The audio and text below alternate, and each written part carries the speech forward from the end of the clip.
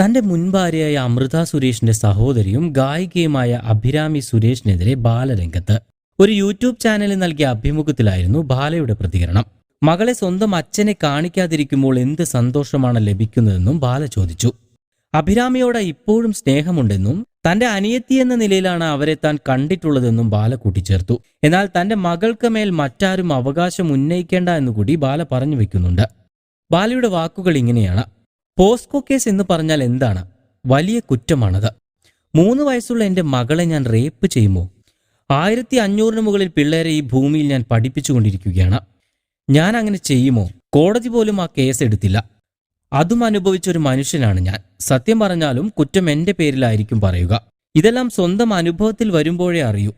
മകളെ സ്വന്തം അച്ഛനെ കാണിക്കാതിരിക്കുമ്പോൾ എന്ത് സന്തോഷമാണ് അവർക്ക് ലഭിക്കുന്നത്. ഞാൻ ആ കുടുംബത്തിലെ മറ്റാരുടെയും പേര് പറഞ്ഞിട്ടില്ല.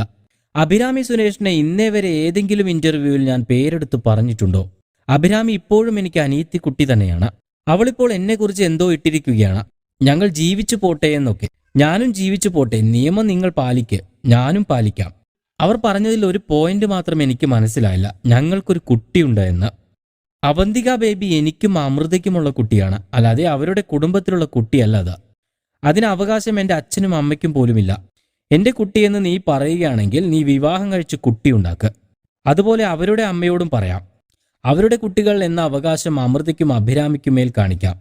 എൻ്റെ കുട്ടിയെ എടുത്തുകൊണ്ടുപോയി എന്നെ കാണിക്കാതെ വീട്ടിൽ അടച്ചു വെച്ചിട്ട് ഞങ്ങൾക്കൊരു കുട്ടിയുണ്ടെന്ന് പറയുന്നത് ന്യായമല്ലെന്നും അദ്ദേഹം പറയുന്നു. കൂടുതൽ വാർത്തകൾക്കും വിശേഷങ്ങൾക്കും ഈ ചാനൽ സബ്സ്ക്രൈബ് ചെയ്യാൻ മറക്കരുത്.